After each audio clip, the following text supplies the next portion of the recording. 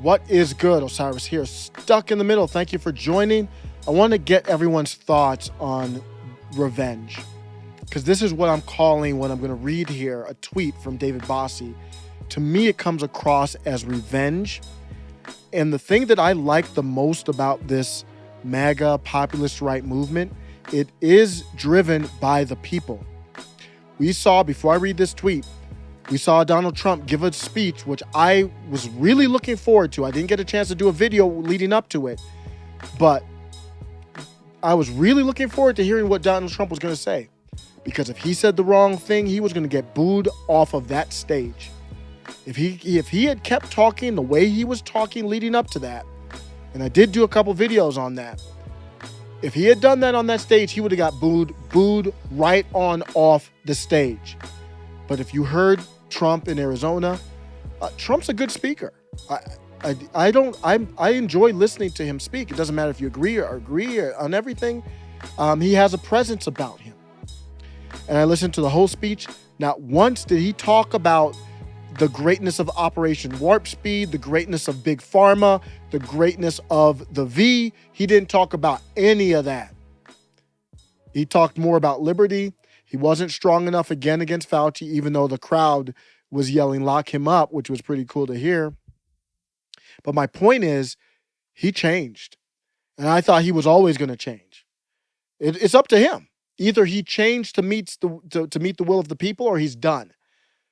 It's not like the Democrat Party where you have, former Clinton strategists literally telling the Democrat people who voted for these failed leaders that they are the problem, not the leaders. Behind it. I think the problem for the Democrats right now is not that they have bad leaders.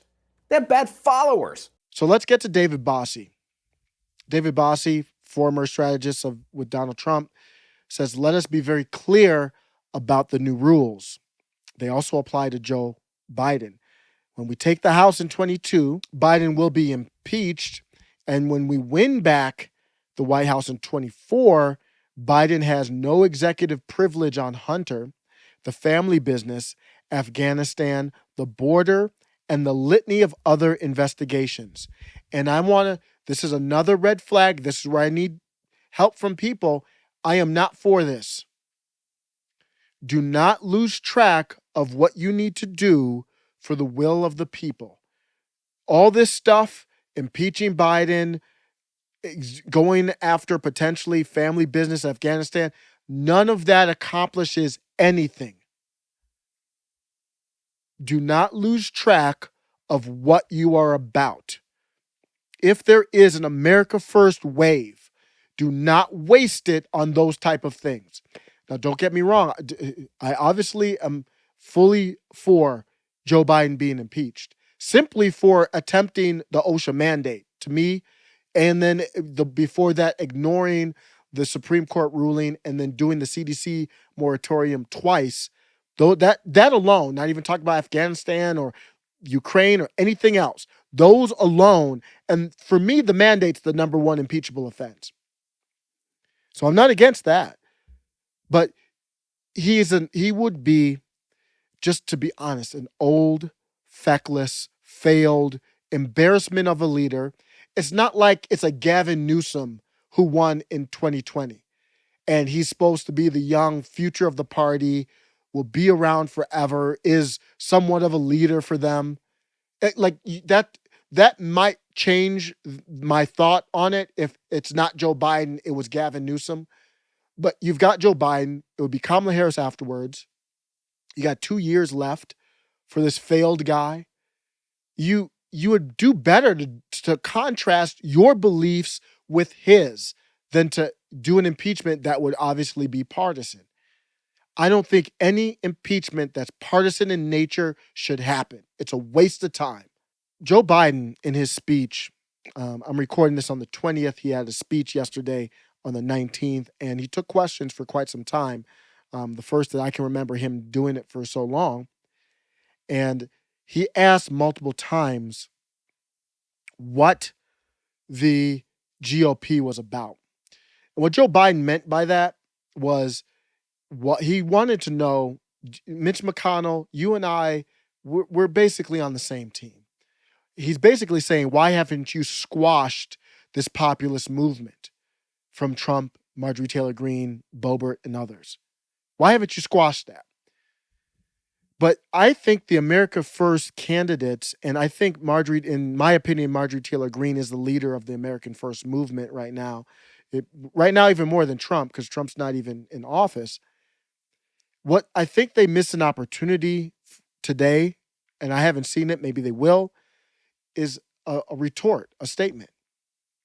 That's a great opportunity. What I know, Joe Biden, he didn't mean it like, what is the populist right about? He meant it about the Republicans, the establishment Republicans. But still, the populist right could have taken that opportunity to say, this is what we're about, Mr. President. So we're not about impeachment. It can't be about that. Maybe I'm out on a limb on that. Maybe most people who are listening to this will disagree with that. But that's not what it can be. That's not what it should be about. If there is an America First wave, that is an opportunity to prove that you are different. Impeaching a president encompasses DC in a quagmire of politics and just a rabbit hole of debate over nothing, and you accomplish nothing. They don't do multiple things. If you do impeachment in DC, that's what will engulf DC for the 2 years. If you're looking at a House race, you just won. America First candidate would have just won in 2022 and would have spent their whole first 2 years on impeachment and these other type of things. That can't be. It's your chance to show you're different. I want to see radical change. I want to see America First candidates reaching for the stars to differentiate themselves. I want to see America First candidates building a bridge to real people who are populists on the left as well. There's this ad that you might have seen that went viral. I believe the guy's name is Gary Chambers Jr. I apologize. I should have that information in front of me, but I don't. I believe it's Gary Chambers Jr. And I'm not a weed connoisseur. I think he's smoking a blunt. And that was his ad. And it was powerful. And I think it's something that populist people on the right and left, he threw some race in there. But if populist right makes a movement, they can ignore the race stuff and say, we agree on the legalization of marijuana. So I want to talk about those things. What do we agree on? What differentiates yourself? If you jump into the swamp of impeachment, then you are no better than the establishment. Now, if I understand if it makes sense to do it, then I'm not saying don't do it, but it would not make sense. I want to know what you're about. I want you to find common ground with people on the populist left. What is it that you agree with and build from there? Make yourself different. That's how you build trust. I was on with Jen Perlman yesterday, and we were talking about race. And to me, race race is becoming like the boy who cried wolf. The townspeople didn't listen to him anymore because they didn't trust him. And even if there is a wolf, you can't cry wolf at this point because race has been used as a weapon. It's been used as a form of manipulation constantly. So the populist right would have an opportunity to say, this is what we're about. Here's where the common ground is that we have with people on the left, and it has nothing to do with race. And maybe you can build some trust there and then have substantial discussions about race when it needs to happen selectively. What are you about? So Marjorie Taylor Greene is the person I'm going to call out here. She was just on with Tim Pool. I think she was outstanding on with Tim Pool. She really showed well. But I need someone like her to step up and say, Joe Biden, We are about protecting the sovereignty of Americans. That's what we're about. That means we can't have an influx of open borders. That means we are for election integrity, not this ballot harvesting fraud of a proposal that failed recently here, the voting rights stuff from the left establishment. We're for election integrity, not nonsense.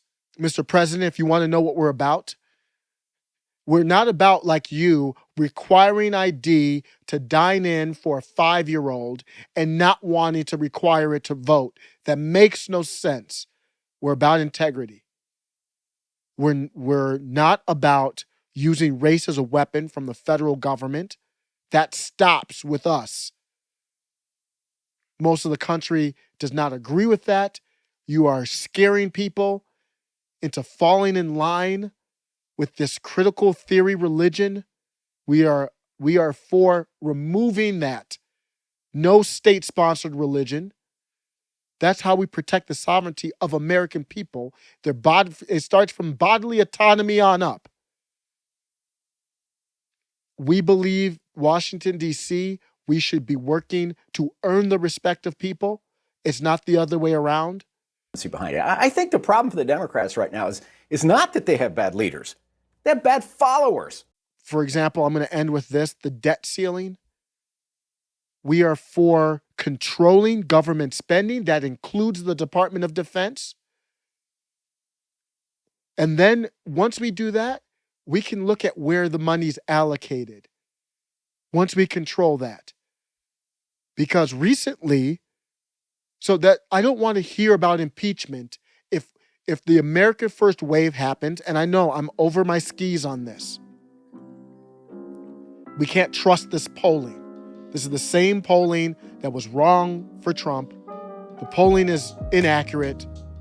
I believe in the science. I actually took classes. For those who don't know, I majored in actuarial science at University of Michigan. I took polling classes.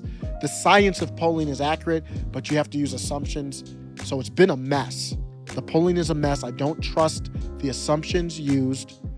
So I don't know if there's going to be a establishment red wave, or we're going to have to see what happens in the primaries, or a populist America First red wave.